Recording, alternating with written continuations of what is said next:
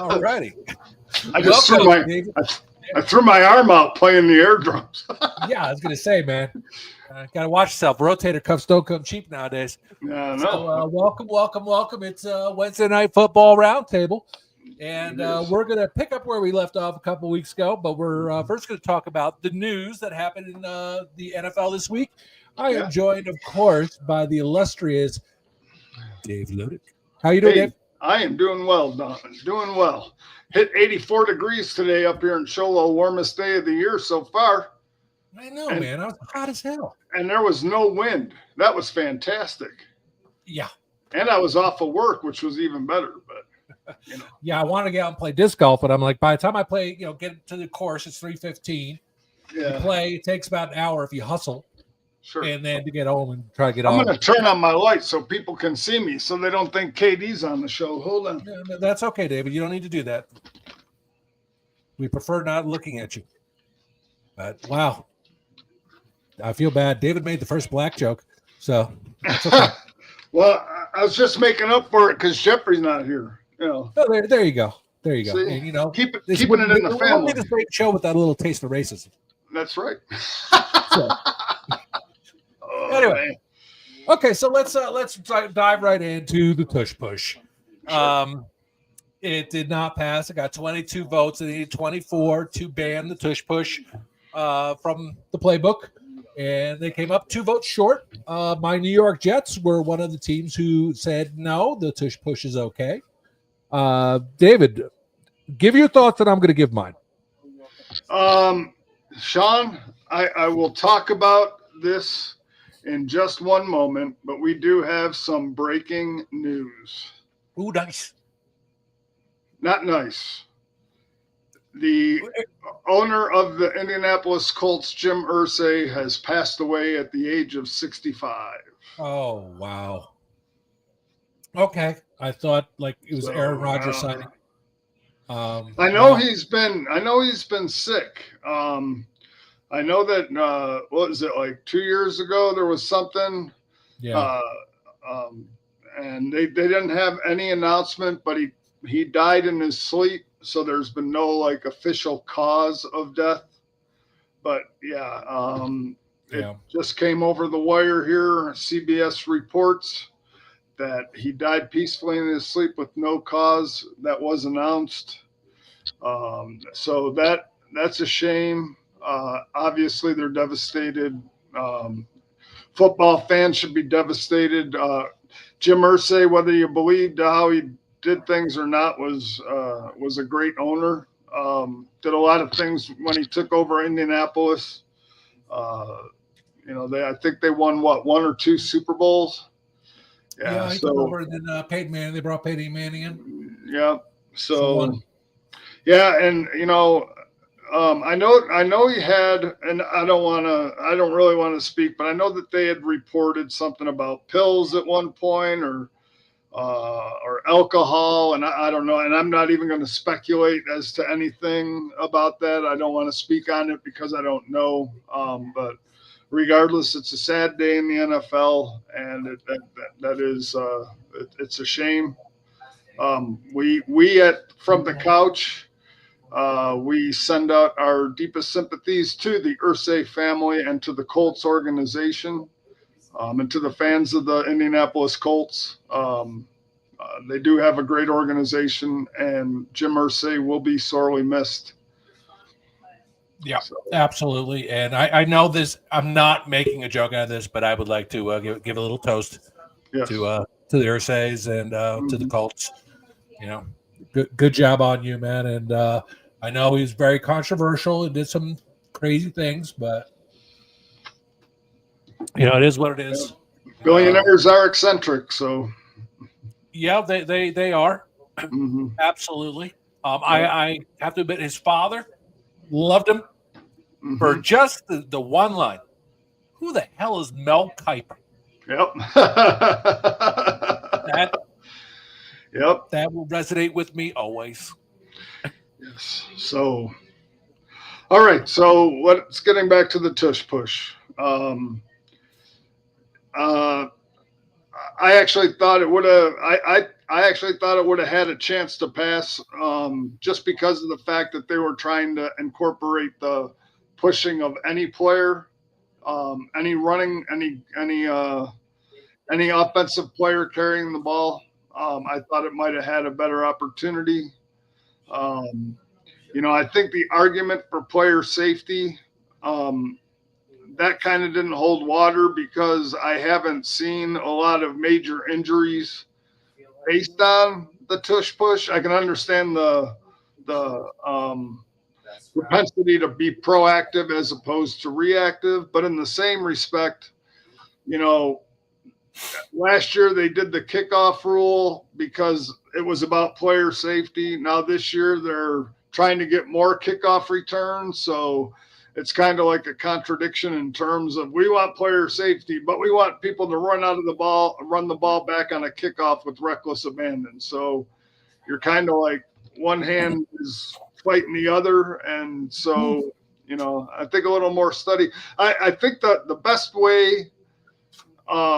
I think the best way to get the tush push out of the game is if you propose a rule where you can assist the defensive player to push into the offensive line, because then you're going to have an argument of, well, why is it okay for the offense to assist but the defense can't? And until that subject is broached, because they did that on field goals and extra points, you were not allowed to help and aid your the kick blocker from blocking a field goal or a defensive player pushing into the line. So they got rid of that, but now they're allowing offensive players to help the quarterback at the 1 yard line or whatever, short yardage situation. So I think the best way to get rid of it is to start introducing rules that will aid the defense. And once those start to happen, I think you're going to see the tush push end up being banned. So yeah, I totally agree with you, and that was going to be my point. Is if you're going to let the offensive players do it, you need to let the defensive players do it. But then you're bringing in a whole new set of things. And back to one of your points was it would be nice to see the NFL be proactive, not reactive. Mm-hmm. The NFL has never been proactive. Right. They've always been reactive. Right. And again, if you are going to allow that for the defense to push like that, you're going to have to bring it back into your field goal blocks or whatever. I mean, you can't even hit the long snapper anymore. And it used to be that guy was punished. The second that ball left his hands, he was drilled into the ground and the shit got kicked out of him. So you can't even line up over the long snapper anymore. Yep. And the linebacker's got to be offset from the center. Yep. Nobody can even be on top of him or over top of him. Right. And like when Troy Polamalu would jump over, you can't do that anymore. No. So, unfortunately, I understand they want the NFL to be a high-scoring game, and I know a lot of people don't like the games that end 6-3. I love those games. Sure. It's gonna take Jalen Hurts to get paralyzed before they ban the tush push. Right. And the thing is that not every people say, well, then every team could do it. No, every team can't do it. You need a Josh Allen. You need a Jalen Hurts. I'm sorry, Patrick Mahomes, who's amazingly taller than we all think, but he's too small. Yeah. You're not going to take him and catapult him over like that. I mean, so the fact is that it's a play that was designed when football was in its infancy, and I don't think you take it out of the game. Right. So It is what it is. I am glad on the Jets being on the right side of history here and voting not to ban it. But of course the Jets don't. The only team they play that would do that, that could do that, is the Buffalo Bills. But honestly, Yeah, Josh Allen, could you imagine Tua doing the tush push? He'd no, get I can't. concussed. He'd get concussed. He'd run into his offensive lineman and get knocked out of the game. Yeah, not great. They could do it with Justin Fields. The Jets could. Oh, sure, absolutely. But he's like Josh Allen. He's just so big and he's so fast. Yeah. What the hell? And again, and honestly, in my opinion, I think quarterbacks like Lamar Jackson, Josh Allen, Justin Fields, I think that they get more hindered by the tush push than if they just ran a bootleg. I think they're better in a bootleg than doing a tush push because they're bigger bodies and they're longer bodies and their legs have to, as opposed to letting their athletic ability, because those quarterbacks have the propensity to be able to roll out and create things outside of the pocket where they don't have to run. I think when you put them at like we saw in the playoff game, Josh Allen tried 3 4th and 1s and couldn't get the yard. I mean, it condenses his ability to do anything. Even with the tush push, he is better making plays with his legs outside and doing those things than he is condensed to where he's just a one-dimensional. I'm going to try to put it through here. Sometimes it's successful, but I'm just saying, I think he has better odds because Josh Allen is the type of guy, Lamar Jackson is the type of guy that's going to, that's going to be able to create more with their legs and open up the passing game. And even if it's a yard, you can turn it into 20 yards if you need it. You know what I mean? So I would not do a tush push with Lamar Jackson. I would, Drake May. No, you're not going to do two. And it depends on your quarterback and how he's built and what it's used to. So I don't want to go too much further into this because everyone's talked about it for so long. Whatever. Sean, I'll be right back. I got to jump out of here real quick. I'll be right back. Speak. Okay, so I am going to go over the next rule, and then David, when you come back, we can talk about it. But the new kickoff rules have come in, and now you do not have to wait until the fourth quarter to do an onside kick. You can declare it at any quarter, but you have to declare it. So you need and you have to be behind. So if you're losing, you at any point can declare, I'm going to do an onside kick, which isn't great because then everyone knows what's coming. It's not a surprise like in the Super Bowl, like we saw with the Saints and Indianapolis. But also, it gets back up. Instead of kicking off from the 35, you kick off from the 34. So the team receiving the ball actually is rewarded a little bit more. So it's on the onside kick? Yeah, instead of the 35, they kick from the 34. So you get a yard, basically. That it kind of kills the game in a little bit because at least when you were lined up, normal, you had I think you had a better chance the old way with the onside kick than the new way because, if you did it at the end of the second quarter. Well, again, I think having to declare for an onside kick in general is ridiculous. I think an onside kick should be a spontaneous play or, you know what I mean? I think when you have to tell the other team, hey, this is coming, get ready for it. I mean, I used to love it when you'd send the kicker out there and you'd line up to go straight ahead, and the kicker would pooch the ball and recover his own kickoff. Because McAfee and a couple other guys, because the simple fact was, if you ever looked at the kickoffs and when they did them and the way the teams would play, that front line, by the time the kicker got up to the ball, that front line was already turning around to run backwards.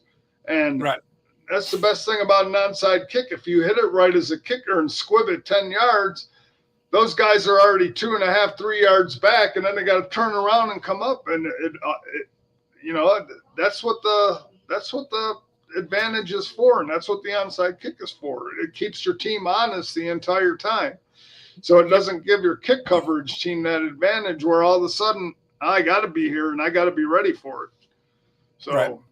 And I apologize. I said Dan McAfee. It's Pat McAfee. That's okay. I don't know why Dan Patrick jumped into my head right as I was saying it.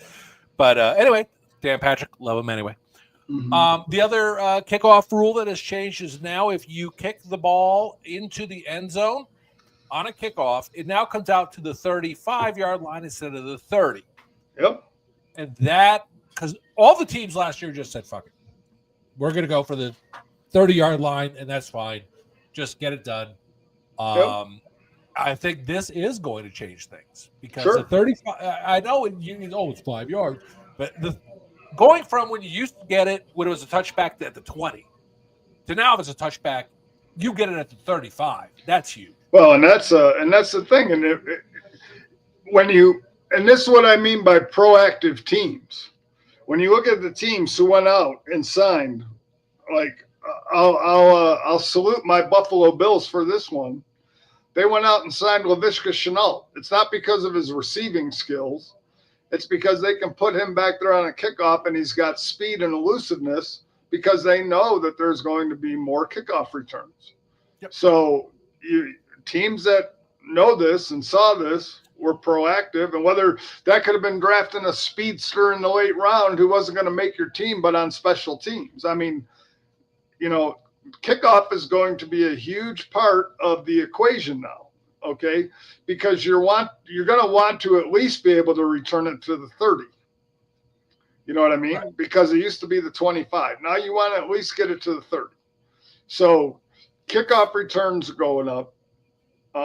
Teams just have to be more strategic in their returners, and it's gonna force your special teams guys to hold blocks longer and do all this and that. So it's going to be interesting. Yeah, and here's a couple things to remember. You cannot start moving if you were on the lines on the kickoff until the player touches the ball. Yep. So you're gonna have a lot of kicks that land before the end zone that no one's going to touch, and you still can't move. And they're going to say it's going to roll the end zone. No, that's wrong. It's once. 100%. No, I believe once the ball crosses the 20-yard line, when it gets into that zone, once the ball crosses into that zone, they can move, but they can't be running before that. I don't think it's one. I'll have to double check, but I believe once the ball crosses into the zone, that goal line to 20-yard zone, I believe, and you might be right, Sean, and I could be wrong, but I thought it was once it crosses the 20-yard line in that zone, they can move because they're lined up at the 30, correct? They're lined up, 35 and 30. Yeah, so I believe once it's kicked and it's in the air, once it crosses into the 20-yard line zone, I believe they can start to move. I don't think it's when he catches it, but I could be very wrong. And if I'm wrong, then I apologize to you, and you are right, and I will hang my head in shame. Okay. I am just quickly reading here. Mm-hmm. What's that about? Land short. However, only the kicker will start on the 50-yard line. The kicker cannot cross midfield until the ball touches the ground, a player in the landing zone or the end zone. If the ball fails, tee off twice. So basically, you can't move until the ball hits the ground, someone catches it, or it goes to the end zone. Gotcha. All right. So basically, if they kick it off, if it's going to go in the end zone, I mean, I think you're going to have a lot of people like, I'm going to take this at the 35. Yeah. Roll it. But you also have the option of all of a sudden it bounces, hits right before the goal line, and then backs up. Now you're screwed. Now on the kickoff, if it hits inside, Is there a rule in there that if it goes all the way through the end zone, it goes to the 25, but if it hits in the landing zone and the kicker and the team receiving it lets it go into the end zone, don't they get it at the 25? If it hits in the landing zone, if it goes right into the end zone, I think it's the 35. But I think if it goes into the landing zone and then it goes into the end zone, then they get it at the 25. I believe. That is correct. Okay, that's what I thought. Yeah, haven't seen a new rule last year. Yeah, I think there was what, one touchdown return last year, one or two kickoff return touchdowns. I think it was only one. I mean, it worked really well in the XFL, the UFL, because it was very exciting actually. But last year they were still booming them through the end zone. Yeah, they didn't care. They gave up the 30-yard line. It was like, whatever. Yeah, and I mean, you're going from the 25 to the 35. I mean, who really cares? You know, versus now, what they just need to do, if they want this kickoff to happen and constantly, they need to back the kicker up. I mean, it's that simple. Make sure he can't reach the damn end zone unless they got, start the kickoff at the 15 or the 20, because they're at the 30, 35 now. Yeah, I think it's the 30. I think they moved the kickoff back to the 30, and so just back them up, man. Move it. It used to be the 20. Kick it off at the 15 and let them go. Yep, and let them run. Don't let them stand there. Let them run. Yeah. What other rules were implemented? Oh, they're still going to do the playoff seeding rule did not pass. Yeah. So, which I dislike. I think it should be reseeded. I don't think. Me personally, I get that division winners should get something. But after the first round, I think all bets are off. I think that a team that goes 9-8 and wins the AFC South, and a wild card team that's 12-5 because they played in a better division should get the higher seed coming into the next round. I don't think a division winning team with a 9-8 record should get home field throughout their playoff run. I think if you're a wild card team that just ended up being like, if you were Minnesota last year and you happened to be in the division where Detroit won one more game and you won 14 games or 15 games or whatever it was, and you end up having to go on the road the entire playoffs as a 14-team win. Yeah, very, very true, Anthony. Mm-hmm. I'm going to push back on you a little bit about this, David. And here's the deal. You win your division, you deserve to go to the playoffs. Yeah. Then the teams that didn't win their division, they're called a wild card. Sure. Technically, way back in the day, they didn't get a chance to play. Right. You could have been, 14-3, but someone was 15-2. You didn't make the playoffs, but they're giving you a chance. Yeah. And so, I mean, I understand that maybe they shouldn't be playing at home. Maybe a 9-8 Tampa Bay Buccaneers shouldn't be playing a 14-3 Minnesota Vikings at home. Well, again, I believe the first round. I believe the first round they should. I mean, as your division winner, you get your first round game at home. But after the first round, it should be reseeded. Where, let's just say, the Bucks 9-8, they won the division.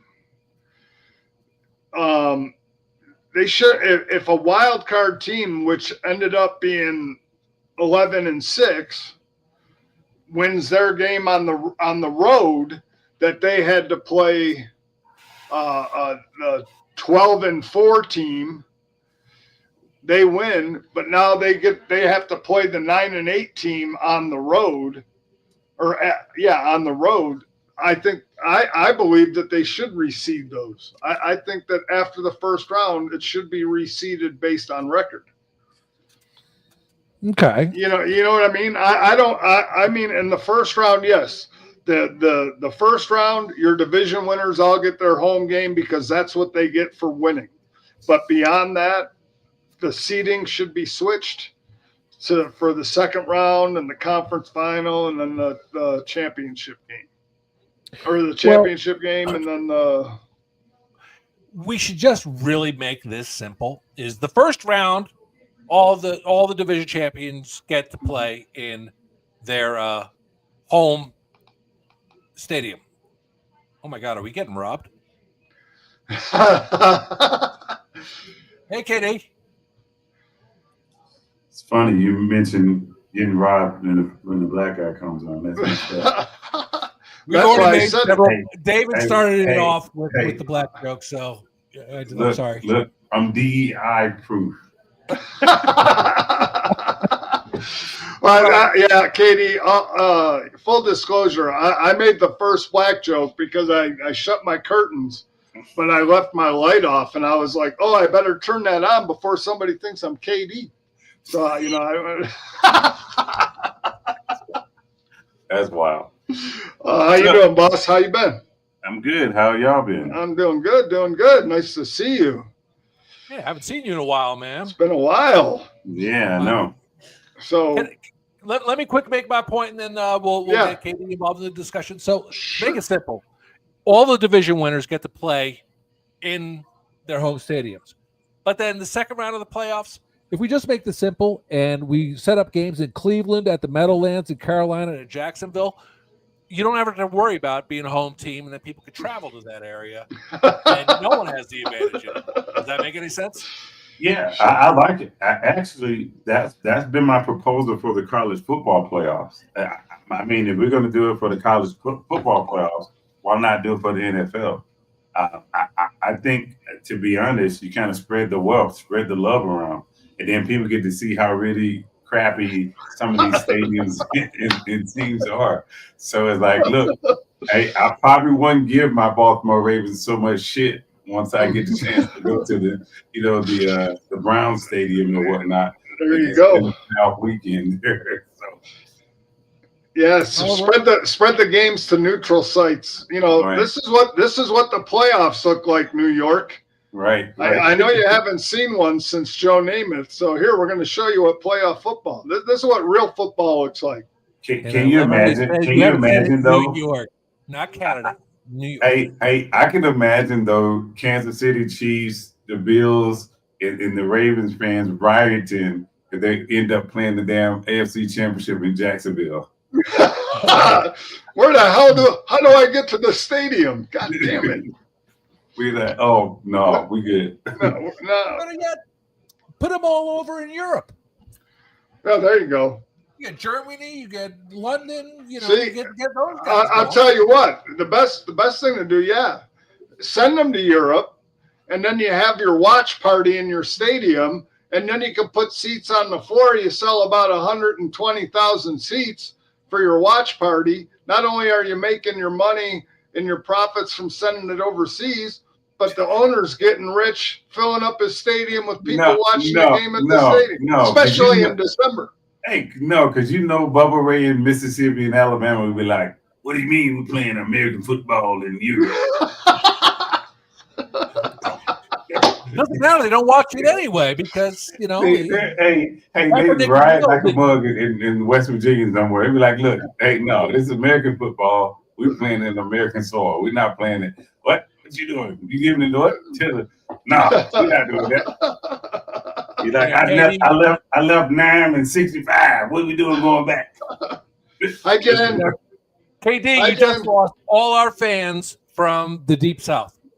There's going to be no one from Mississippi, Alabama watching anymore.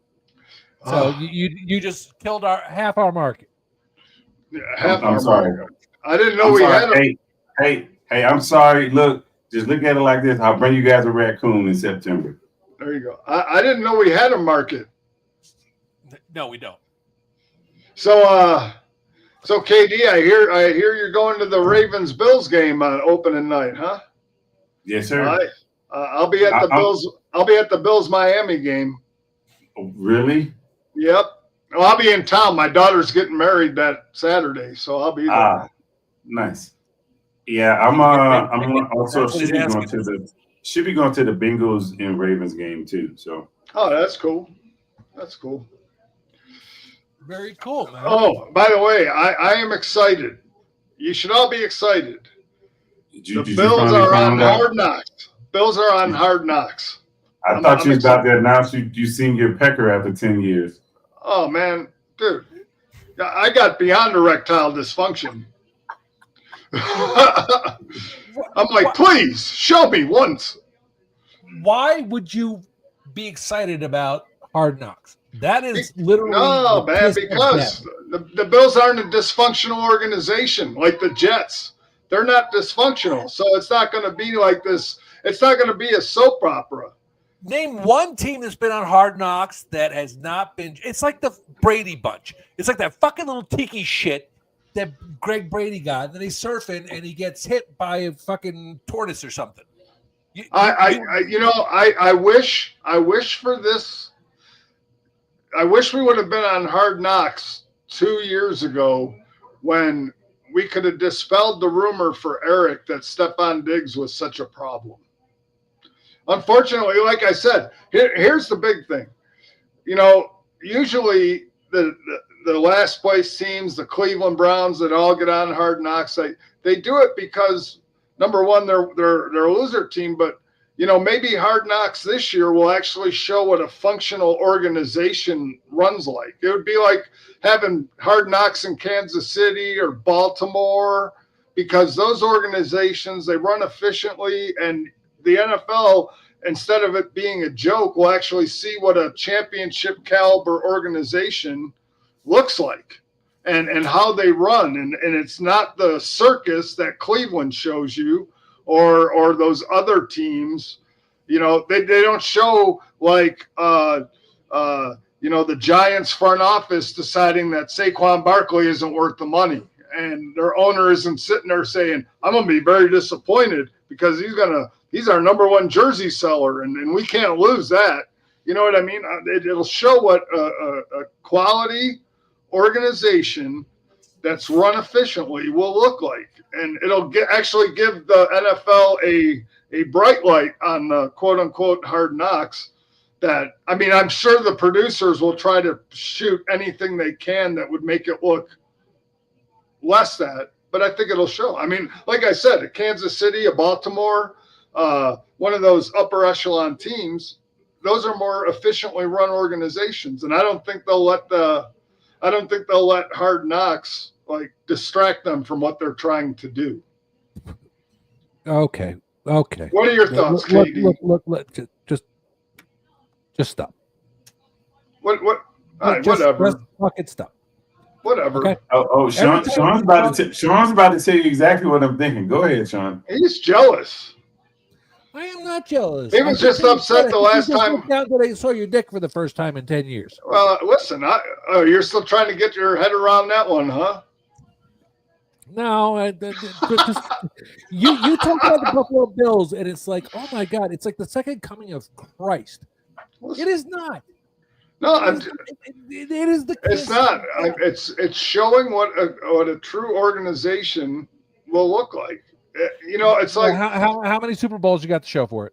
It doesn't matter. It doesn't matter. Okay, Joe Namath. So is one more than zero? Yes, it is. Yeah. I wasn't talking about the Jets. I'm just saying. KD, please handle this.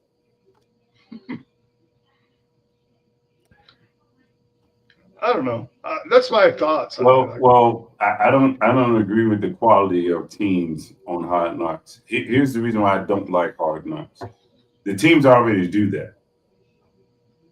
Like each team individually already do it, so it's redundant.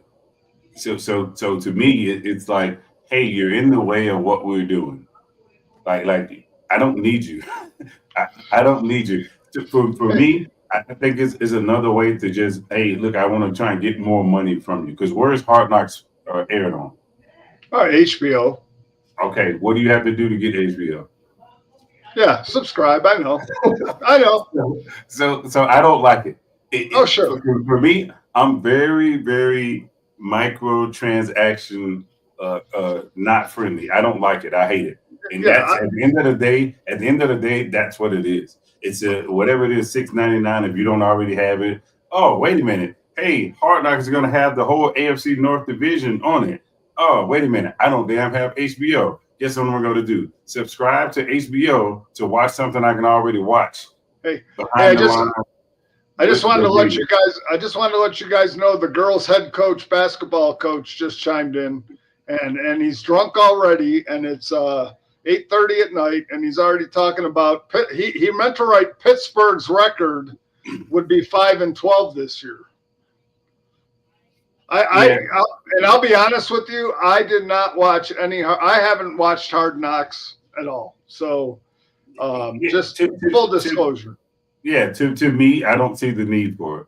Maybe I'm wrong. Maybe I'm wrong. Maybe I need to do a deep dive into it. But for me, every team already does that anyway. So if I can get it for free via YouTube, the team's page, or Instagram or whatever, I just don't see the need to pay for it to see 3 other teams or see another team that I don't want to see. And again, to the point. KD, I think the producers of the show, no matter what, they're going to try to, I don't want to say manipulate, but they're going to try to look at it from every bad light that they can to make it more compelling television. And I don't necessarily, I don't necessarily like that fact that it exploits teams, whether they're good or bad. I pick on the Cleveland Browns or whatever, but the Cleveland Browns could be doing something right, but it's wrong just because it's Cleveland. But I think the producers of the shows like that will try to exploit that kind of stuff. Like the Jets signing it. Again, this is what makes me mad. This is what makes me mad because I'm not nowhere near a marketing expert or genius or whatever it may be, right? Mm-hmm. Why not say, okay, this is what we're going to do for the NFL fans to kind of entice you, right? So let's say Hard Knocks is on a 6-month schedule, right? Mm-hmm. Hey, if you get onto this particular platform, we're going to give you half off your subscription, or we're going to give you month off, whatever it may be, 3 months free. Because then it feels like, guess what? Yeah, I'm doing a microtransaction for you. However, I'm getting some out of it instead of just having the to pay attention to a team I really don't want to pay attention to. Sure. You get what I'm saying? And like if you're going to do something like that, give something along with it, because damn, you're already making enough money. It's not like you're hurting. You can't go to HBO and say, hey, HBO, look, I need the first 10,000 people to sign up. They need to get first 3 months free. Something. Right.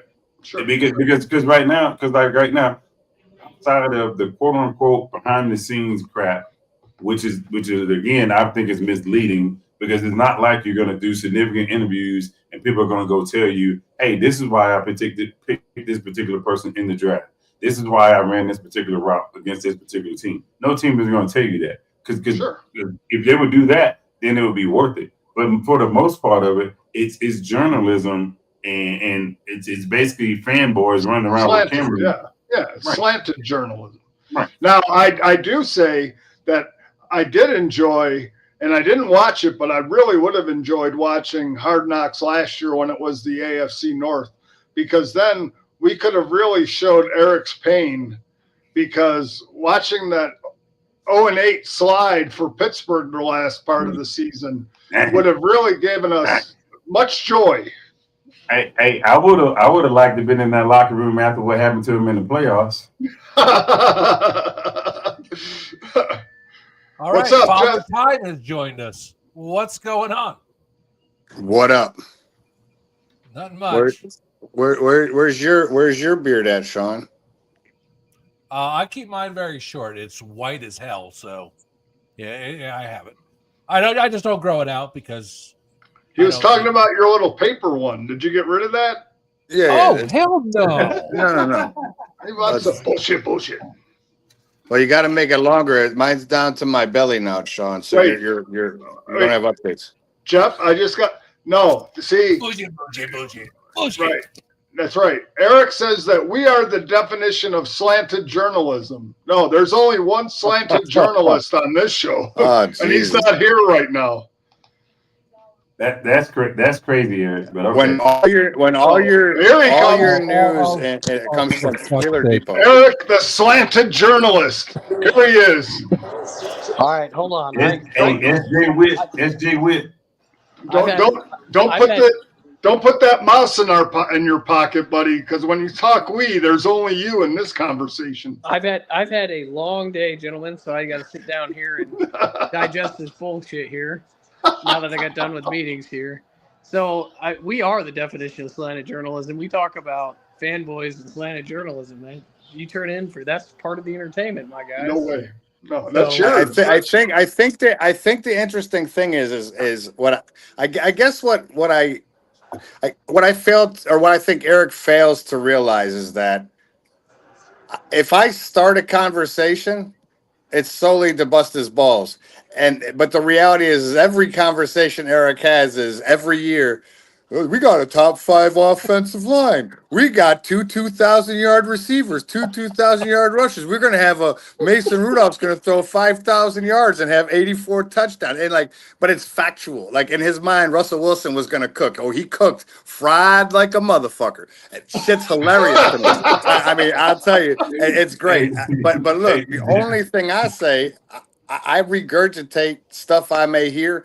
And I don't even lead with Josh Allen stuff just to bust Eric's balls. I do, but that stuff is like that.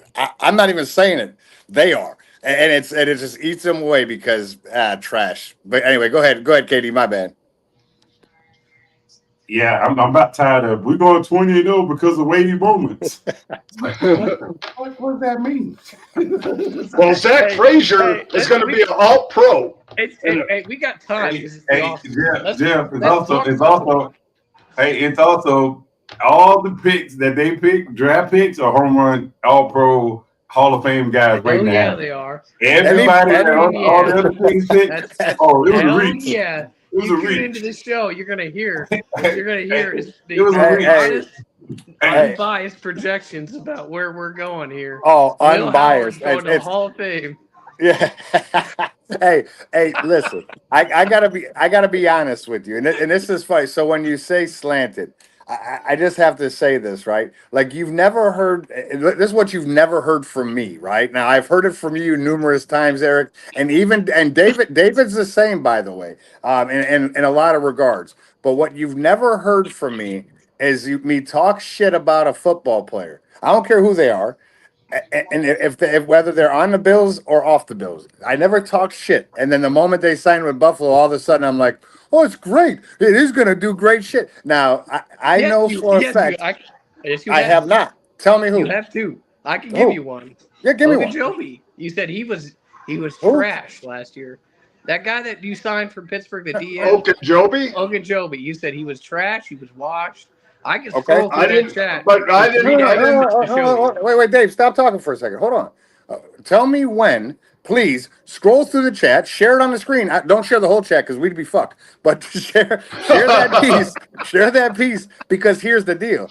I don't think it's a great signing. I don't think it's a bad signing. It's a depth signing, and now it's 6 weeks later, right? I don't care. Like I didn't bring him up as like a stellar performer. The only player throughout the entire offseason, draft or free agency, that I said was a solid signing was Bosa. I didn't say he was a fucking Hall of Famer. I didn't say he was going to be an All-Pro. All I said was it was a solid signing because he's not going to be required to play on every down, right? That's all I've ever said.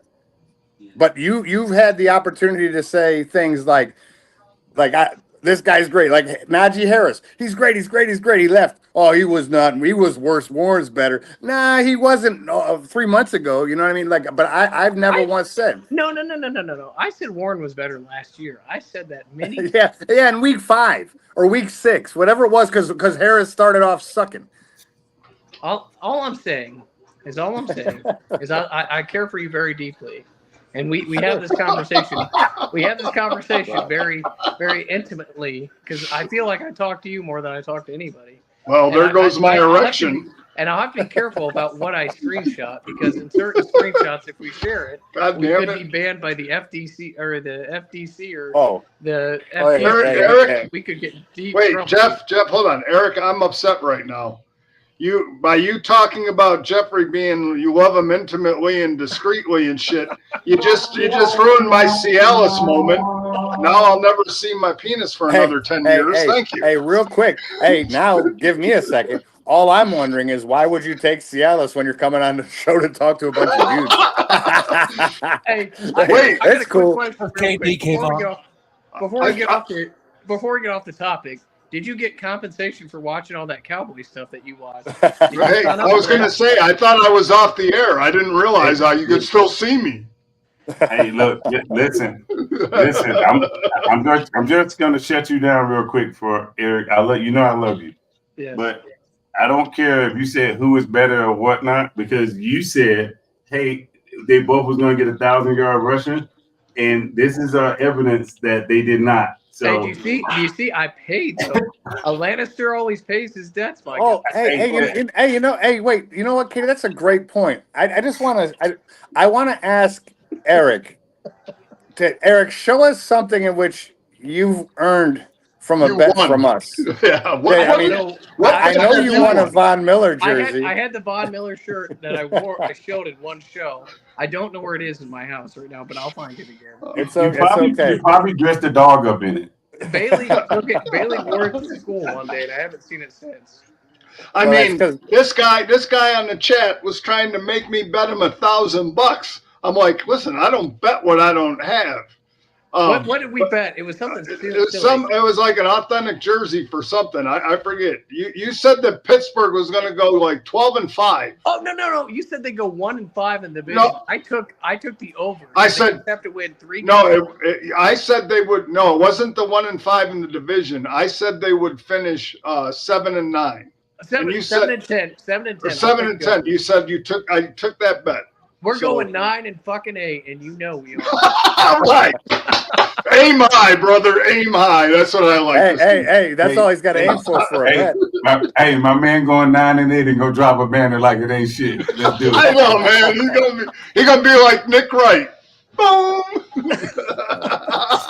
Hey, so real. Let's look. Let's talk Yeah, stuff.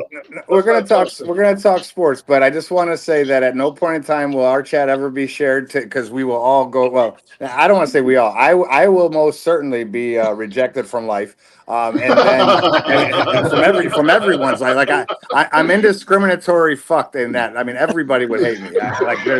I don't believe there's a single anybody that would be like I support him. Anyway, but all that being said, so here we are. May whatever 20 something. We're there was some OTAs Wait, that came. Sean wants to talk. Let Sean speak. Oh, thanks, David. Please speak, Sean. Real quick, we will never share our chat because we would A, all be canceled. B, if you've ever read the Odyssey or the Iliad, they are like short stories compared to this fucking chat. And I actually, we have one just for the business. Hey, Hot Pockets, what's going on? Yes. And they had their bullshit chat. Their bullshit chat has now gone into the business chat, which I have unsubscribed from also. So now they got 2 chats going on. They don't have enough for just one chat. They have to have 2 because there's so much bullshit. Well, I'm just surprised that Meta hasn't put community standards in our Facebook group chats yet. Yeah, thank God, because it's all good.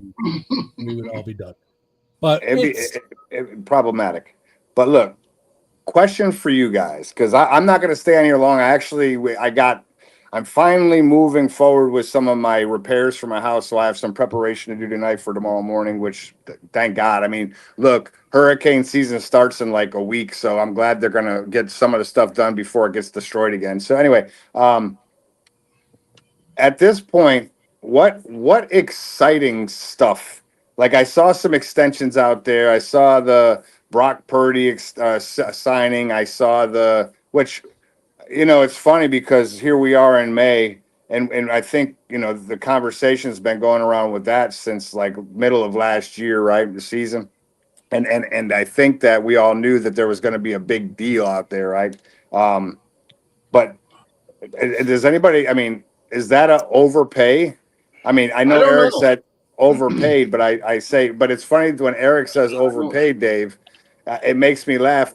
Not because I don't think he's overpaid, but because Eric's tendency to lean to a quarterback getting paid is based on appearances in championship games and Super Bowls, and he's in 3 years he's appeared in a championship game and a Super Bowl more so than almost any other body besides Patrick Mahomes, right? So, I mean, is he overpaid or I actually think it's about in line with what he should have got paid. I thought that they were going to end up having to pay him more than they did.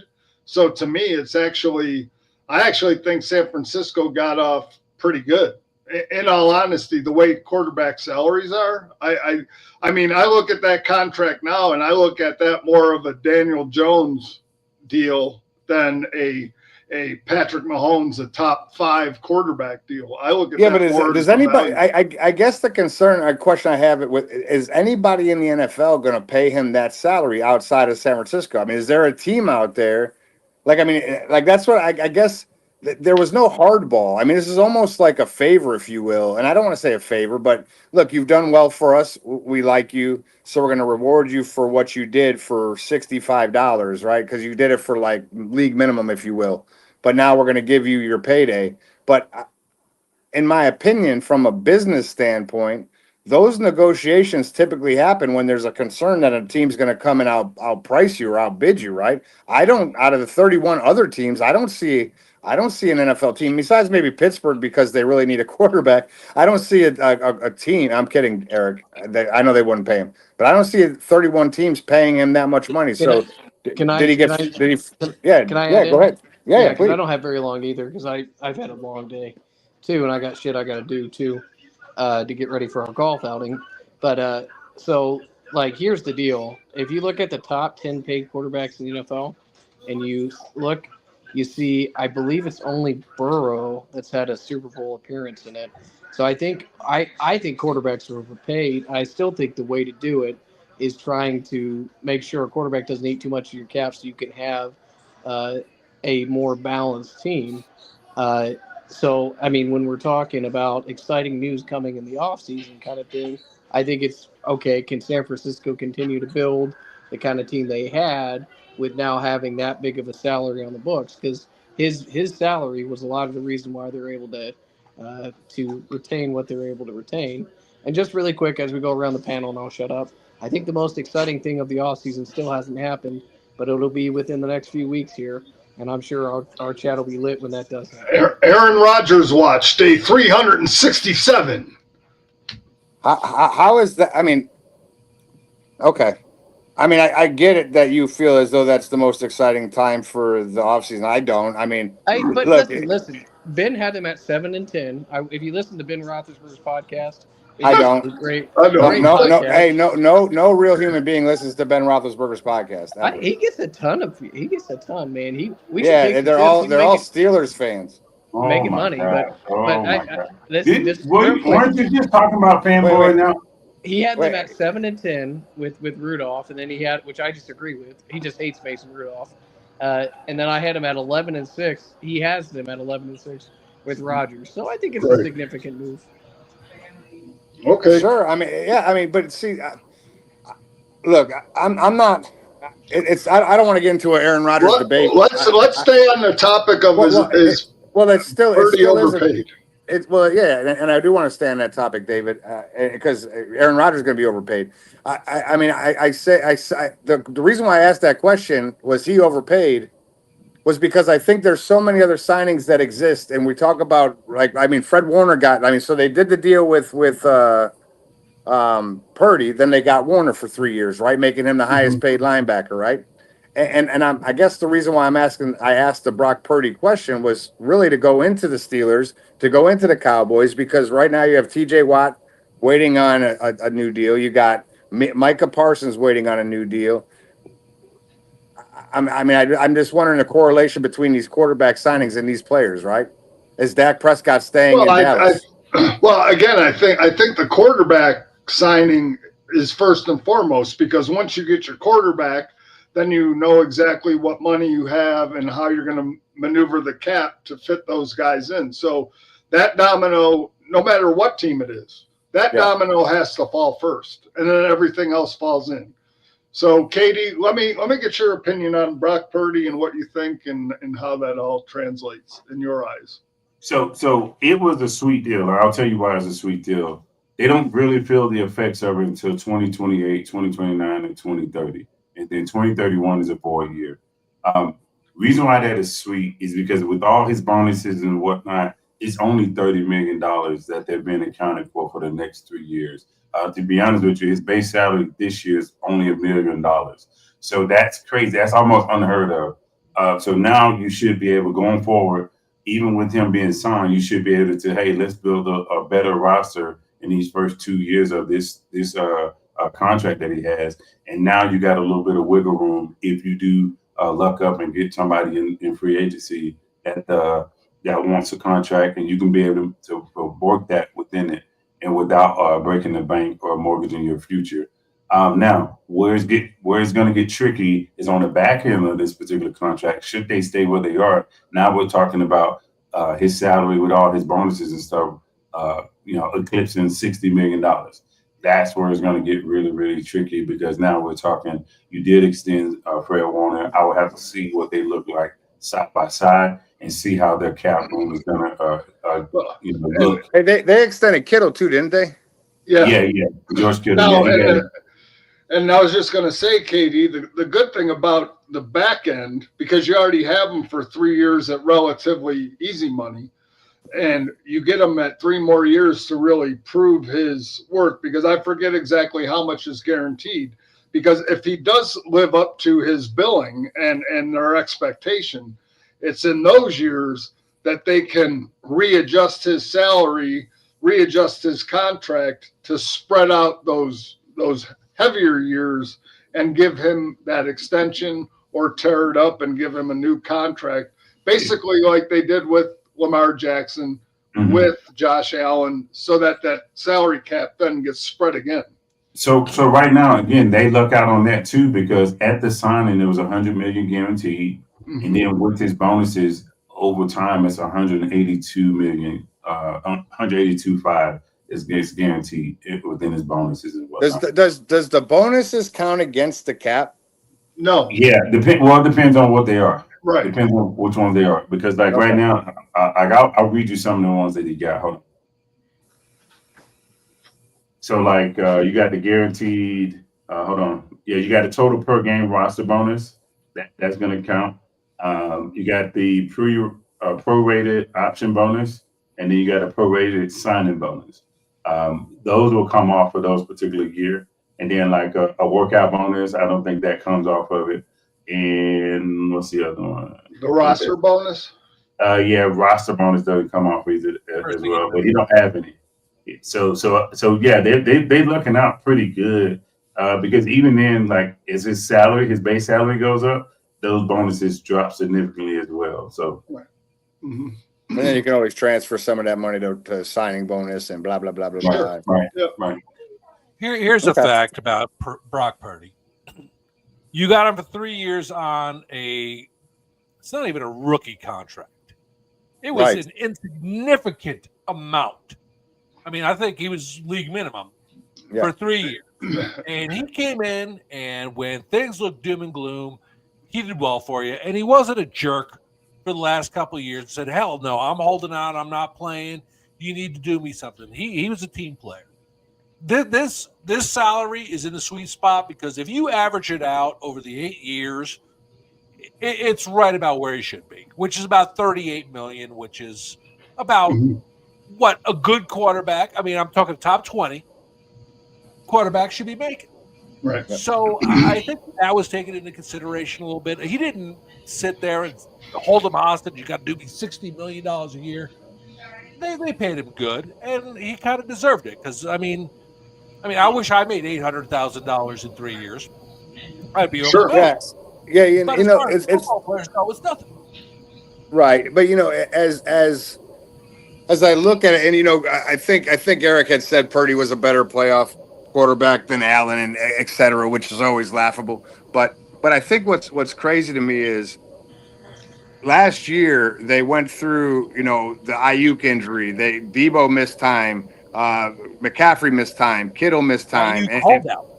yeah, well, he held out, then he got hurt with his ACL, and he was out for a year. And they didn't make the playoffs, right? So I think it's interesting how well he did the first 2 years with a complimentary team, and then when the stars left, they folded. And I don't want to say he folded; he still had a good statistical year, not top three like he did the year before when him and Dak Prescott were really vying for MVP when Lamar won it. But still. I look at it and I say, and that's the comparison that I laugh at with Eric, and this is not an Allen conversation, but when Allen had no horses, they still won the division and won a playoff game, right? When Brock Purdy didn't have any horses, they didn't make the playoffs, and I'm wondering, especially with Christian McCaffrey being hurt, Debo going to Washington, Ayuk's coming off his ACL, if he's going to be present. I mean, who do they have, and can he perform? And that's the question, right? I mean, we don't ever ask those questions. Like we talk about Jalen Hurts being amazing, but then we don't consider the fact that he's got Devonta Smith, AJ Brown, and Saquon Barkley. You don't talk about Joe Burrow being less than amazing when he has T. Higgins and Chase, right? But if you take those players away, I mean, we knew what Tua was like before whatchamacallit came, Tyreek Hill, right? I mean, so we knew that he struggled. Then obviously when you had a good set of receivers, he did well. We know that in the conversation that Eric had when he had two stellar receivers before the Pickens deal, we know that Mason Rudolph would probably, if Mason Rudolph was the guy, that Mason Rudolph would probably throw more than 1,300 yards, which he hadn't eclipsed yet in his career, but he hadn't played a full season, and he never had two stellar receivers. So those complementary players, stars, matter, right? And so I'm just looking at this deal, and it's a good deal, especially if you break it down the way Sean did, because it doesn't hurt you. It might hurt you for a $38 million quarterback, because Danny Dimes was getting paid that, more than that, really. But it's just, can we consider, or can we see today in May that Purdy's going to have a pretty pedestrian statistical year if McCaffrey can't go more than 3 games, if IU can't play in the first 6 weeks? Because who do they have? Well, again, we don't know that, and that's the problem with May. That's the problem with trying to make all these predictions in May. I mean, yeah, to your point, you're right. I mean, when Purdy didn't have those horses, you saw the struggle. But again, during the course of the year, and you prepare your team and you prepare with those guys that are going to be there, and you don't prepare for when they're not there, it changes your game. It changes your game plan. It changes a lot of stuff. And to have that happen mid-season and so on, it does become more of an issue than going into a season and knowing what you have and you prepare for what you have. Sure. So I think all teams with injuries, it's just hard to point and say, well, the quarterback didn't do it because this guy got hurt, but you didn't prepare for the year of this guy getting hurt, this guy not being there, this guy not doing this guy not doing that. So it's just hard to say. And so in May, like I said, from an overall value of a contract, just in the contract terms, I think the deal, because again, now after that deal, it allowed them to re-sign Fred Warner. It allowed them to do those things on defense. So now they know what they have, right? I mean, I get it, David, and that's the part that I guess, and not to go to the Steelers, right? But that's the part that I said last week when I said how frustrated I was with the Steelers being such a great franchise, that they're allowing for Aaron Rodgers to kind of toy with them a little bit, even if, and I'm saying toy because there's just been no conversation. They might have had a conversation. They may be solidified, and they may have a date and time in which all this is going to happen, and that's fine, right? But in the grand scheme of things, that signing is holding up the TJ Watt signing. I mean, we know that. I mean, they're because the reality of it all is I signed Mason Rudolph for $17. if I sign Aaron Rodgers, I'm paying 45 million or more, and that is the number that I have to go with, and then take care of my potential Hall of Fame Defensive Player of the Year runner-up multiple times. But at the end of the, I mean, Eric left, but I know he's still listening, so I had to say the runner-up. But all that being said, that's the thing, right? Now in Dallas, Dave, Micah Parsons is waiting for a deal. They obviously brought in Pickens. They got Dak signed. Dak is signed until they trade him, right? Because the contract is there. So now it's a matter of when is Micah deal going to get taken care of? Because everybody wants to get these deals done before the season starts.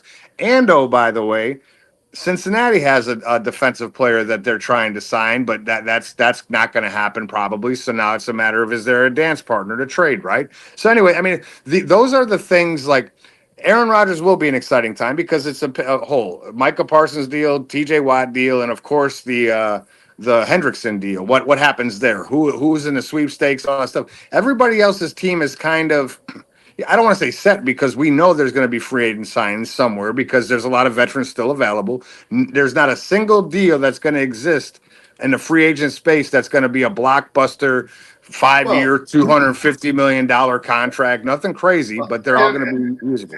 And again, Jeff, to your point, I think there's teams that really overplay their hand and don't see the forest through the trees. And when I say that, you look at Cincinnati, okay? I really don't think they have an intention on paying Trey Hendrickson, okay, what he wants or what he thinks he's worth. And to me, you missed an opportunity pre-draft to get valuable assets if you're Cincinnati by not trading him before the draft, before teams had draft picks and had to use their draft capital to pick a defensive end, to pick a impact player. So, all Cincinnati can do is threaten to fine. Well, we'll just fine you. Well, Trey, you don't show up for OTAs. You don't show up for all these mandatory things. We're going to fine you.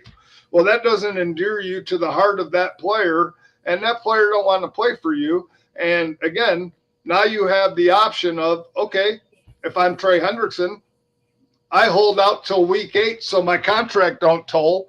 I come in and either next year you trade me, or you put me on the free or the He's a free agent. He's a free agent next year, right? Well, yeah, but they can franchise tag him.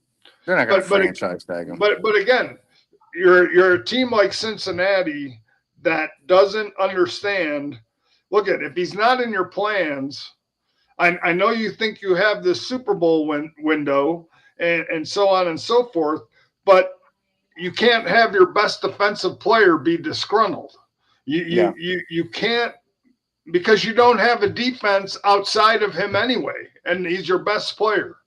He's your quarterback. He's your Joe Burrow on your defense, and you take care of that, period. Yeah, I mean, it's going to be interesting. But the thing is Trey's the rookie too. Yeah, the rookie exactly. They got the rookie that don't want to sign. That's an interesting thing, right? Like I don't understand that, KD, and talk to me through that. And my phone's going to die, so I'm going to roll. But talk, because I'm going to listen to it when I cut this off and put it on my computer. So from what I'm hearing, it's a protection clause if he's injured to still get paid. That's why I think the wording of the contract is what he's not willing to sign. But isn't this like a standardized rookie? Like I'm ignorant to this. This is not nothing new. The Bengals haven't done. The Bengals have done this for years, and I just think for this particular rookie, he's like, no, I'm not doing that, because if you get injured, obviously it's like, hey, okay, you lose a percentage of your particular salary and pay. And I think he's like, look, I wanted to be fully guaranteed, if you will, when it comes down to him getting injured or not. And I'm just like, hold on, buddy. You're not a top 10 pick. Well, who was it? Who was the second rounder that signed a fully guaranteed rookie contract? The first ever fully guaranteed rookie contract. I don't know who that is. I never heard of it. It was the second rounder. I'm trying to think. Was it the Atlanta Falcons? Was it the linebacker that they took? Was it Javon. One of them signed a fully guaranteed, the first ever rookie contract. Hey, that was hey, fully real guaranteed. quick. Hey, you can keep pondering that, David. I want to go back to this rookie deal only because, I mean, it's interesting because you talk about the Bengals doing that. I wonder what the Joe Burrow contract was like because that was his rookie year when they dropped back to pass 60 times in 2 games. I know you remember that. I was like, why would, with the worst offensive line in football, why would you take this dude and drop him back 60 times in a game? And when it all said and done, he did get hurt and he was out for the year. And I wonder if that contract, his rookie deal, had that clause in it. I mean, because if that's a Bengalism, because to be honest, and here's the funny part, and this is my ignorance to contracts in general. I don't care about them. I don't understand them because I don't see them. Right? No one gives me the player's contract. I literally thought that every rookie contract across the NFL was standardized. Like, hey, first round, top 5 picks, blah blah blah. This is what you get. This is what there is no negotiation. You like it, you love it. You don't sign, you sit out. You don't play. I didn't know that there was like some level of negotiations that could come into play. Because I remember Caleb Williams talking cash shit about what he was going to do and what he wasn't going to do, and well, he did it. So I mean, it's just an interesting thing. So I'm kind of ignorant to that fact. Oh, so here, well, the first one that was signed fully guaranteed was Jaden Higgins, the Texas wide receiver. He was a second round pick, but Cam Ward's is fully guaranteed, as is Pittsburgh's dude, Harmon. His contract's fully guaranteed. So now these rookies are getting fully guaranteed contracts, not just like, 4 years with a 5th-year option. You know what I mean? Now their contracts they're signing are guaranteed contracts. Craziness. Well, anyway, Sean, start talking because I've been talking too much. I got to go before my phone dies and I look foolish. Pause. Hey, you guys be good. Great to see y'all. I'll have a new carpet tomorrow, maybe. All right. All right. Tell mom I hope her diabetes is okay. That shit was so, man, I love. Hey, mama, you guys, man, I don't know what I've been doing wrong all these years, except for I should have been just steadily recording my mother and then posting that. I didn't have to be in the video. I just post my mother every day, and I promise you, I'd have 45 billion viewers. I'd be rolling in dough. My mom is the shit. Yeah, I'll tell mom to to ask her how her diapers. Hey, so I'm gonna. I don't know if I should share it. But I'll share. I'll share. So my mom's got some health issues, right? And she was in the hospital last week during Mother's Day and all that stuff. Anyway, since she got home, I had to get a reclining, like one of those hospital beds that go up. She has to have like oxygen tanks and shit and all that stuff. And an in-home nurse is now coming, right? And today was the first visit from the in-home nurse. And my mom is deaf, and now she's got hearing aids in, but she plays videos on her phone. So and by the way, she don't know how to shut the fucking phone off. So she'll sit there and look at you and have a conversation, and it's not much of a conversation because you can't hear shit. Anyway, bottom line is, so she turns her hearing and she can't hear, and the nurse is talking to her, and the nurse happens to be Hispanic, so she has an accent, but it's not awful like to understand. I understood everything she was saying, but the nurse said, when the nurse is going through this checklist of things, right? You're taking this medication. Do you have this? Do you have that? And she says, do you have diabetes? And my mother says, oh, no, not often. I mean, maybe every couple of days or a couple of weeks and stuff. I have it, and it comes and goes. And I'm completely baffled because I know my mom doesn't hear what she said. I don't know what she's thinking, but at the same time, I'm like, that's not how diabetes works and shit, right? But anyway, she's like, yeah, and the nurse is looking at her like, what the fuck are you talking about, right? And anyways, and she goes, but I only get diarrhea when I take the medication. And I was like, Ma, no, diabetes. She goes, oh, no, I don't have diabetes. Yeah, I have diabetes every so often. It comes and goes. Right? I'm like, man, you gotta talk to some diabetics that help them with the coming and going of your diabetes issues. Oh, she's so fucking funny, bro. Like, it's just a classic thing. I know she'd probably be embarrassed if she heard the story, but it was so funny. The nurse was still there when I called David. I was like, hey, Dave, you got to hear this shit right now. I can't pause. Like the nurse is trying to talk. I'm telling my brother, this lady's awesome, man. But anyway, hey, you guys be good. Enjoy your Wednesday night, man. Y'all be great. We'll talk soon. All right. All right, Jeffrey. Have a good All night, right, man. guys. Later. Oh God. Okay, so obviously we're not going to get through the draft of last year because we don't have enough time. Let's go back to our original topic of conversation. Sure. The new rules of the NFL. And the replay assist is one that stuck, which is good. And thank God, because Did they expand it to like face mask or anything like that? I don't believe so. That's dumb. Well, yes, grabbing a horse collar tackle, tripping, face mask. Yes, they can be reviewed. Oh, okay, good. Which is huge because my only problem is I don't think if it. Well, I guess if it wasn't called, can you challenge it? Well, that's it. Right now, I don't think it's challengeable. Right, but they can look at the play and see if it actually was. Because a lot of times with those hits on a defensive player, it doesn't fall under that, but it happens so fast. They're calling it, but they can look at it, in 2 seconds, like, no, it wasn't that. He got hit where he should be. Yeah. So I think every play, my personal opinion, any play that is reviewable through replay assist should be a challengeable play. If face masking is going to be able to be used as under replay assist, a coach should be able to challenge that. Just because if you have a challenge for a coach, anything that falls under the replay assist rule should be a challengeable play. It shouldn't just be up to replay assist. But that's okay. But you still would have to limit the coaches. Well, no, you still have the same limit. The problem is if a play like that happens, you got to rely on replay assist, and the guys can go up, snap the ball real quick.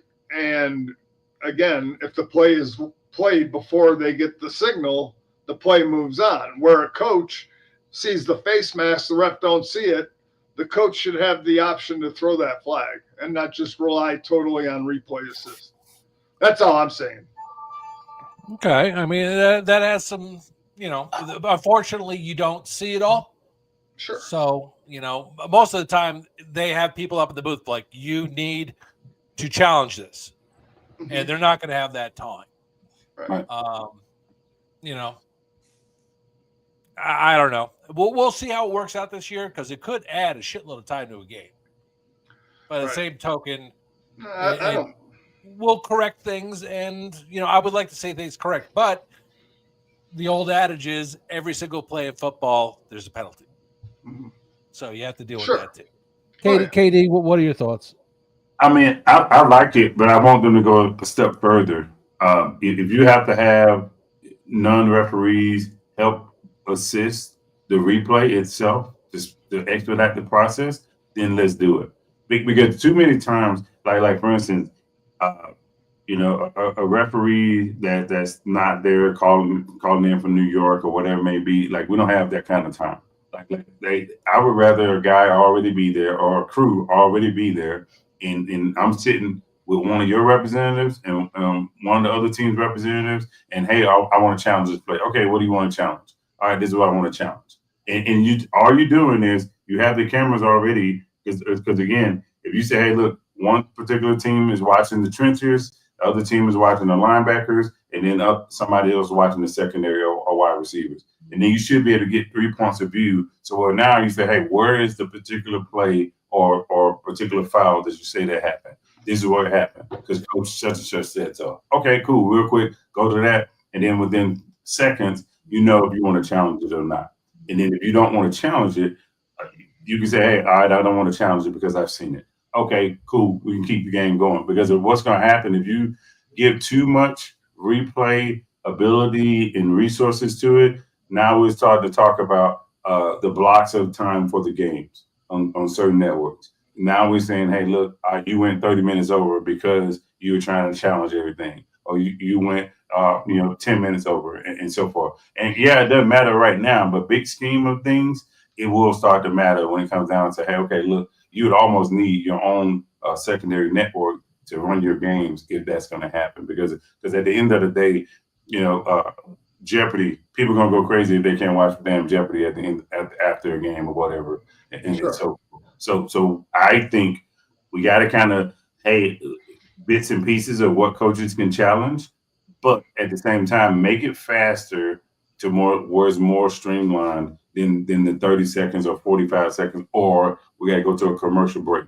That's what I don't like, because you go to a commercial break. Like sometimes we don't even get the replay. We don't even get a chance to see, as a watcher of the game itself. We don't even get a chance to see exactly how the foul was committed or whatever it may be. And I just feel like if you had something dedicated for those things, because you already got a mess ton of cameras in there already, why not put 2 more right outside the booth and say, hey, all right, these are our replay cameras, if you will. Sure. No, I agree. Yeah, and the thing is that the one thing I've really enjoyed that the NFL has done over the last couple of years is they go to a commercial break where they're doing the replays, but they're still showing the replay, which is really cool. And I think if they incorporated more into that, yeah, I can listen to how delicious Bud Light is and less filling that Miller Lite is. But at the same time, I can look at the screen and be like, oh, okay, I see what they're looking at. I'm really hoping this is more for the obvious things that we see on the air that they don't catch. Sometimes you got a defensive player whose helmet's almost coming off because the guy's got his hand in his face. That's the kind of thing that, going back, okay, that's cold. Sure. Let me ask you guys this question, and I'll ask your takes on this. With the new spotting of the ball, okay, with the new camera, the chip, whatever they use in that ball for spotting, how do you feel that that's going to work? Because as we all know, watching these games, it's not where the ball is, it's where the knee's down. And so the ball can be up here. Then you're going to get the conversation of, well, the guy's knees down were on the 50 or the 35, but the ball was at the 36 and a half because he's longer. So do you guys think that that's going to cause an issue where coaches are going to challenge more because what was down first, the knee or where the ball was? Because we've seen those bad spots where the guy's been reaching over, but is it the knee? Is it where the ball is when the knee hits, or is it where the knee hits regardless of where the ball is? Because I've seen games where they don't know how to call it. Some days it's where the ball is and the knee, then they set it back where the knee touched, then regardless of the ball. So what do you think is going to happen with that? Is it going to cause more headaches than we think it's going to? I don't think so. I think that the NFL is always looking to get more technology in the forefront for them to continue to advance the game and whatnot. And at the end of the day, like, having a player's knee down and where the ball is, I think that for me, that's probably the easiest approach to have versus, hey, the ball was stretched out and we're going to give him this, this extra yardage if his knee was down or whatnot. The thing that I want to see more of is the tracking of the first downs when it comes down to, because there were some times to where, like, there were no measurements, wasn't even close. And I don't know if you need, a drone overhead to basically have them help out with those type of things. Because it is hard when humans start to pile on top of each other and you don't know where the ball is and whatnot. I got those, but some of them are just like egregiously bad when it comes down to it. The more so the ones that are running out of bounds. Like, there are too many times I've seen, where people are running out of bounds and they extend the ball and they'll give them a first down, but then you go back and look at it, the foot stepped out of bounds beforehand, and it's just like, oh, wait a minute, we're still gonna give them the first down. And I'm just like, how is that possible? If you can minimize those situations, I think it'll work over the years. If not, if you still have those same type of situations that are happening, I just don't see the reason to implement anything. Well, Sean? yeah, they have a lot of cameras out, and you're not going to be able to catch it all. But with everything said and done, they're going to be able to stitch where the ball is on one angle to where the knee went down on another, and I think you're going to get a little more accurate because I'm sorry, when you got two guys looking in, a guy behind, a guy in front, with all that crap happening, it's tough to see that where the ball is. It's not going to make it perfect, but I think it's going to make it better, and I think it's going to be a lot quicker because obviously they've worked on this technology and they've said, okay, here it is. I mean, the more technology we can bring in to make this game better is what we need to do. I think we're going to find out real fucking quick. Sure. Within the first 4 weeks, if this thing's working or not. You know, the other thing is with the, you know, with the first down markers or whatever, and you got, you know, guys standing there, but then guys run over. You got to drop the things and come back up, and you got this thing that has a point, and that's where it's supposed to be. It's so antiquated.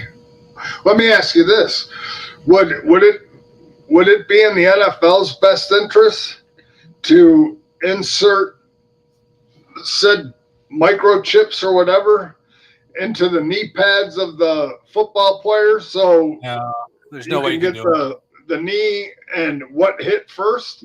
No, absolutely not. Because then you help every conspiracy theorist come out of the woodworks. See, I told you.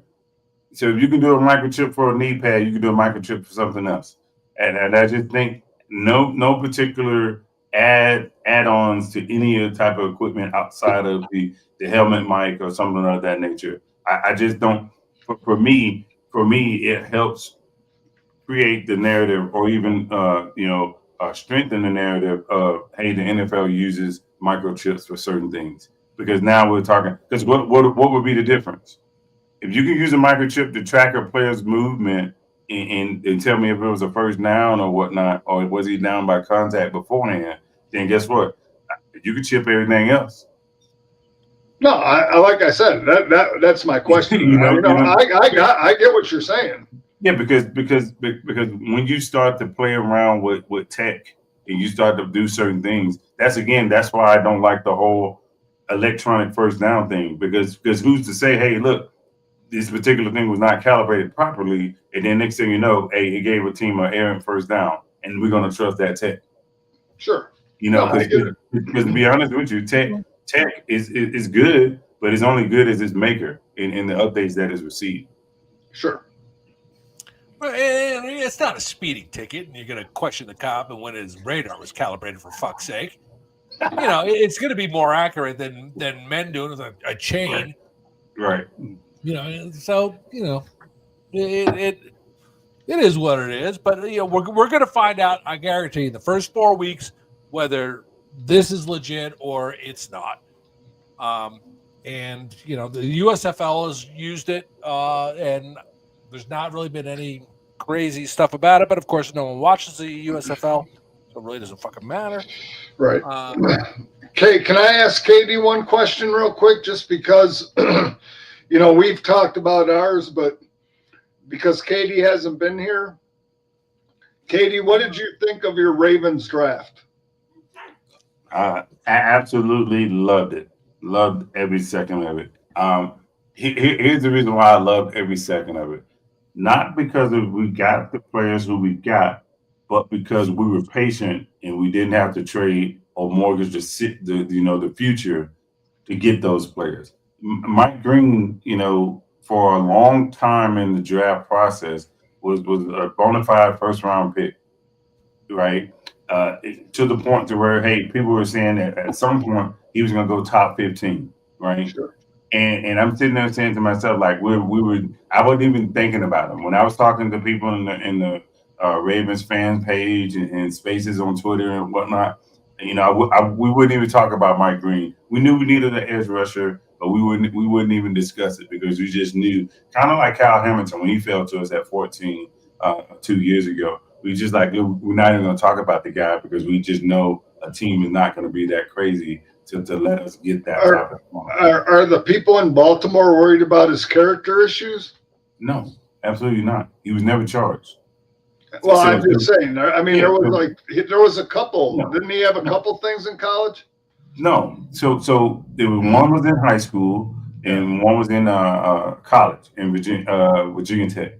So what he did, he got a fresh start after everything was cleared up, and then he kind of laid low and didn't do anything else. And both times, nothing was ever found. Nothing was ever charged. None of that. It was just allegations, and then that was it. So the character concerns and all that good stuff. Of course, you can say any college kid has done some stuff when it comes down to character because they may be intoxicated or whatnot. But what I am saying is like, hey, okay, look, if you went to this university, did what you did, and didn't leave, that's the other thing about it. He stayed there amidst all of it, the character issues and so forth. He stayed there and said, hey, okay, I'm going to prove you guys that I'm here to play football and I'm not going to have any kind of character concerns or whatnot. So I think that boded well for him. The next thing is, haven't had anything outside of those, like not a speeding ticket, not a drunkenness early, not any of that stuff. So you got to remember too, it's the draft process. People like to smear your name as this thing comes up. So like, hey, Sean, I remember he had 3 library books that was overdue, and he cursed out the librarian. Shame on him. He's the devil. When we all know, like, hey, we got Hall of Famers that have character issues. So when it comes now, I'm not sitting there saying, hey, to overlook something just for the sake of football. But what I am saying is do your due diligence, because just because there's an allegation, what else is there with it? Is there some kind of charge? Did you go to court? Did you actually get found guilty? Did you take a plea deal? There's a lot of different things that I would look at before I just write a kid off just because he had character concerns at one point. Because again, Randy Moss had character concerns, right? Sure. Look how he turned out. Now, outside of him mooning the crowd, other than that, I think he was pretty much okay as a offensive weapon on the football field. So, and the last thing I'll ask you, because again, we haven't really talked since the draft. And by the way, Sean has made it clear that our NFL insider will be tipping picks again at the next year's draft. So, we do have the inside scoop here from the couch. So make sure you tune into our draft show. We will be tipping the picks. Amaze your friends. Yes. But also, I just want to get your take on Shedeur Sanders and his slide. I know that everybody talked about it the entire weekend, but I just want to get your opinion and what you think caused it. And was it justified, not justified? Do you think Cleveland got a good one? Or do you think that he went to the wrong organization to develop into the best player that he can be? He went to an organization that could develop him based off what they want. I just think the quarterback room is too crowded. You got 5 quarterbacks there that legitimately are looking at a shot of trying to be the QB1. And I think that kind of is going to stunt his growth. Now, when it comes down to him going where he went, he was high. He was rated as high as top 25 players by some players, by some metrics. So if that is the case, I don't see the reason for the slide. For all the people that are saying it's because of Dion, it's because of this, it's because of that. Hey, all that is malarkey. Here's the deal. There's nothing that the NFL hadn't seen already, whether it's grumpy parent, whether it be drunk parent, whether it be parent that wants to spend a lot of money and be out in public doing stupid stuff. They've seen all of that stuff. And then this is Deion Sanders we're talking about. He is a Hall of Famer of your league. You knew who the hell he was the moment the Sanders boys went to wherever university and they showed up on your draft board. You knew who that guy was. So I don't want to hear this, because of Deion Sanders, this is why they dropped. No, hell no. Call it what it is. This is what we're doing this is what we're doing to punish you because what you guys have been doing, you basically made a mockery of this whole process of basically saying you're in New York taking pictures with New York Giant football players saying, hey, I'm on my way, yada, yada, yada. You already know it. They got wind of that stuff and they say, hey, look, let's make an example. I'm okay with all of that. The thing that I don't understand, this is what I will never understand. You took a quarterback before you took him in Dylan Gabriel, right?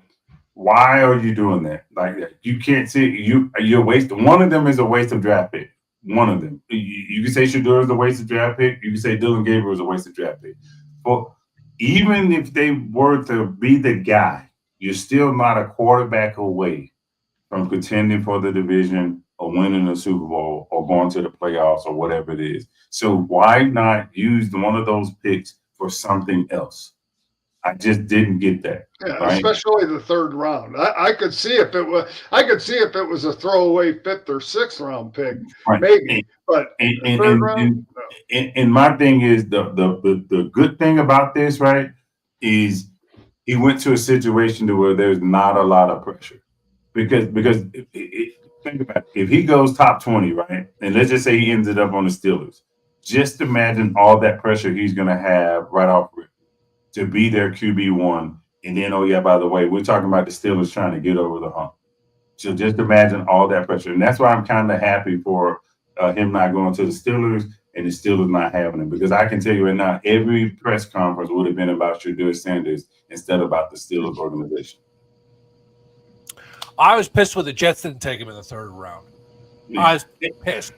I'm like, are you fucking kidding me? This kid's still here. And then they didn't take him in the 4th round. They still could have taken him in the 4th round. I'm like, what are you doing?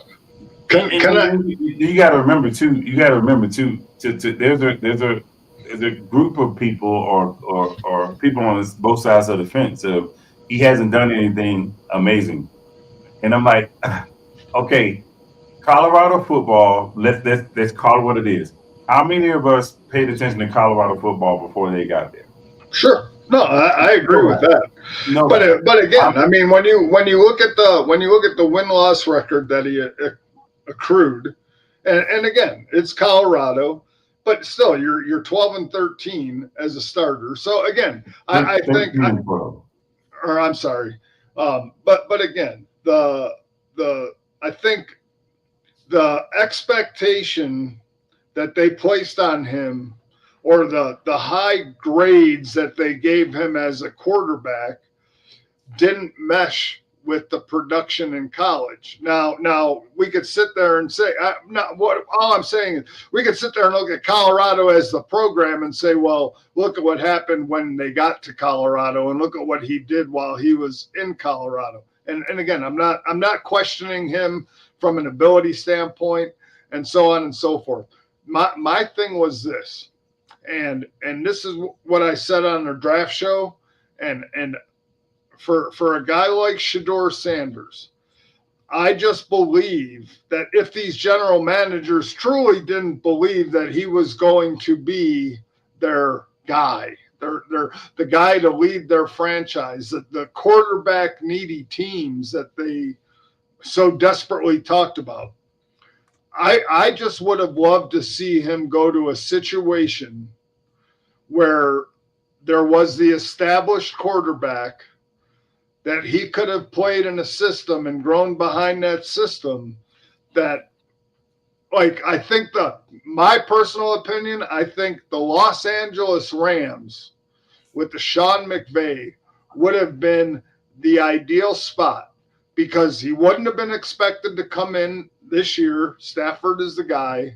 Stafford's playing on a 1-year deal. He could have learned that offense under Sean McVay, an offensive-minded coach, and then come in, and if Stafford decided not to resign, or if he signed for 1 more year, by the time that they felt that Shedeur Sanders was ready to be that guy, he would have had a year or 2 in that system, familiar with the players, familiar with the scheme, familiar with anything, with a coach like McVay. I think that that would have been the most ideal landing spot for a quarterback like Shedeur. If the theory was that the NFL general managers that passed on him through 5 rounds did not believe that he was ready to take over. And that's just my opinion about that. It's funny we say that, but in the major categories, the dude was top 5. Well, sure, Passing yards, passing touchdown, completion percentage. He did what he needed to do. Now, if you watch any of their games, their defense was their Achilles heel. Right. If you win in a game 21-0 and the final score is 35-32, is that a Shedeur problem? Absolutely not. You Right. need some defense. So I'm not sitting here saying, hey, okay, look, the guy is the second coming of Peyton Manning. I am sitting here saying on a national level, his numbers were comparable to every quarterback throughout any conference. No, I agree with that wholeheartedly, Katie. And what I would say is, again, because of who he is related to, that's kind of one of the things of like, hey, look, we're not gonna basically allow that to come into our building, into our program, into our organization. Okay, come out and say that. Don't have this public display of hey, the guy's less than. He's less than. If he was a 20 touchdown, 15 interception type of quarterback, sure. Okay, we ain't got nothing to talk about. Right. And it's crazy though, because if you look at the receivers that were taken, right? The receivers that were taken, I think 3 or 4 of his receivers were taken, right? Mm-hmm. We can't say the same outside of the national championship Ohio State Buckeyes. Right. So right then and there, that's telling me what? Right. No, that he was productive. That got his receivers. Somebody was talented enough to deliver the ball to those wide receivers. Those wide receivers are being drafted. I just feel like, hey, again, let's keep the objectivity alive. Because again, at the end of the day, if there was any other quarterback that was top 5 in the country in most stats, then guess what we would say? Oh, he's a first rounder. And so you like me agree though that from the standpoint that the Sanders family and the camp handled the whole draft process wrong, that basically cost their son a bunch of money. And from the fact of, hey, we're not going to, when they first came out, well, we might not want to play for this team. We want to go where, Dion wants us to go. I mean, I think there was a lot of problems on both sides. Yeah, but Dion's not being drafted. But you got to deal with that personality. No, absolutely not. It's your building. What? Tell me, what obligation do I have to you as a father to let you in my damn building? Well, no, I get that. But you're a Hall of Famer, cool. Hey, I don't want your shenanigans to come around my particular place. Here's the reason why. This is where I don't understand. We're acting like we never seen a father come out and say, hey, I don't want my particular quarterback or my particular son to go to this particular team. We've seen that before. Right. What makes this different?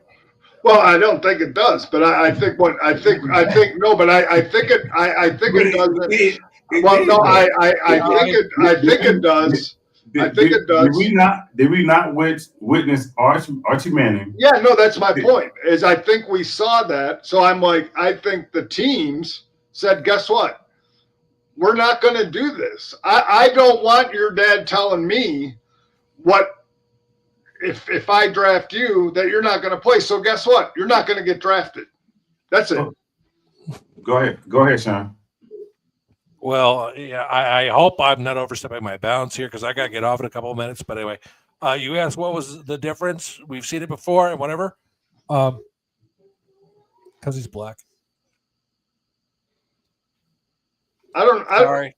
Is that not what you were hitting at? I wasn't going to say it. This is me though. This is me. I'm gonna overlook the black part, and I'm gonna feed into the people that quote unquote say it was brashness, it was cockiness, it was arrogant, whatever it may be. And I just want to know what year that Deion Sanders played in their league, was he not any of those things that they said he was? Oh no. So right then and there, you should have been prepared for like, hey, no matter what he says, let's be as objective as possible as we can be. Because what you did was help feed that particular narrative. Sure. So now guess what? So now guess what? This is what I hope. Because I'm gonna tell you right now, he's not gonna go away in the dark if his son wins that starting job at any point in time in this season and he goes to flourish. And God forbid if Cleveland takes that third spot or even the second spot in the AFC North, God forbid, and his son is the quarterback of that particular team. I'm just telling you right now, if we thought the draft process was a nutcase, I can only imagine what's going to happen if he really gets it going. Well, is it and is it also? I mean, just for argument's sake, could it also be front office personnel who are like, you know, if we draft Deion or if we draft Shedeur, Deion Sanders is going to be our next head coach. And I mean, but again, and also, this was the big thing on XM. They kept saying from the Shedeur standpoint, is the juice worth the squeeze? Meaning, is all of the outside, are you going to be sitting there at a post-game press conference answering questions about your backup quarterback more than, hey, you know, if Matt Stafford threw 2 interceptions in a game, are the Rams going to be sitting there getting bombarded with a bunch of questions like, hey, Stafford just threw 2 interceptions. Why aren't you going to play Shedeur? Or if Lamar Jackson threw 2 interceptions, why are you going to start Shedeur over Lamar Jackson? But when you're talking about those teams that maybe didn't eye him up as a day one starter, okay, are you going to sit there and be like, hey, Joe Flacco just threw 3 interceptions. When is Shedeur going in? When are you going to put in Shedeur? Are you going to be able to answer those questions? They answer those questions all the time anyway. But again, is that worth the headache? Okay, you know how you don't have to answer those questions? Mm-hmm. Winning. Sure. No, I get it. So no matter where he went, it was going to be a topic. Unless he's backing up one of those guys that you're talking about, and now we're staring at 0-6 in the face. Of course, that question is going to come up. Why would it not? Sure. And Tom Brady had a terrible game against the Cincinnati Bengals. Terrible game. Mm-hmm. And they were like, I'm sorry, but against Kansas City. And do you think Tom is washed up? You're going to put in your backup? What, Garoppolo, whoever the hell it was, he's like, we're on to Cincinnati. But they weren't taking that shit. But and again, I get that, but it's kind of like, and it's like Justin Tucker. Justin Tucker, one of the most accurate field goal kickers in the league, has these allegations come up. Nothing's been proven, nothing's been settled, nothing's been nothing. But here's the deal. And you can say Baltimore is virtuous. They didn't cut Ray Lewis when he had his shit. There are positions on teams that are irrelevant, and there's positions that are important. Quarterback is one of them. Middle linebacker, Hall of Fame middle linebacker could be one of them. A kicker, a kicker is dispensable, regardless of how great Justin Tucker was. Baltimore didn't want to deal with the distraction. They drafted a kicker and said, "Okay, Justin, you're gone." Seriously, I mean, look, there's nowhere near the real deal. There's nowhere near the real deal.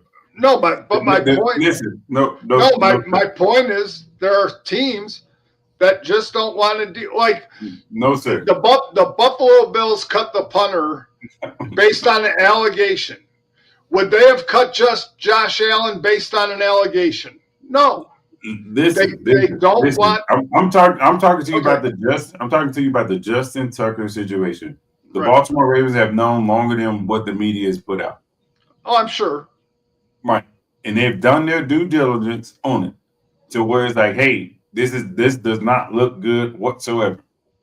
Mhm. And if it comes out more details than what's been put out, guess what's gonna happen? That's when you're gonna get those questions. That's when you're gonna get those questions. Now, when it comes down to the Ray Lewis situation, it's the same ordeal. They let him go to court, they let him do his thing, all that good stuff, to walk it out, right? When it comes down to it, hey, if you said it yourself, juice is worth the squeeze, right? What has this guy given me? This guy is giving me this, and this. Okay, look, all right, man. Go to court, go do your due diligence, and then we're gonna find out what the verdict is. Okay, this is what the verdict is. Cool. All right, we're good to go. Hey, man, put it behind you. We're good to go. The talking points are, hey, we'll let Ray handle that, or hey, we're moving forward. We're on to the next team. We're on to this team, or whatever. That's what it is, and that's how you get through it. And then once Ray wants to talk about it, Ray can release his book and talk about these. Ray can release his podcast and talk about this particular things. We're not trying to talk about it. We're trying to win football games and be prepared for the season each and every week, each and every year. That's it. Right. No, All right, I get it. guys, I got to get going here. Yeah, we're going to take off. So we'll wrap up the program, but thank you for all coming on. Sorry, my girlfriend's doing the garden right now, and I got to get my props before the cops try to come and snatch my crops, if you know what I'm saying. Okay, DJ Priest. Yeah. I had to do it, man. Had to do it. But Katie, it's been wonderful seeing you again, and thank you for being in good cheer. And you know how we always mean our little jokes about you, but we love you. David, thank you. Are you gonna be back from now on Wednesdays or what? And I know my schedule is going to get busy over the summer, and then I start in August, so probably not. I'll be in touch if I can. I'll let you know. Okay. Because I don't have a crazy schedule, but when we talk about assignments and stuff like that, that's when I have to need that time to kind of get my assignments pushed in or whatnot. Sounds good.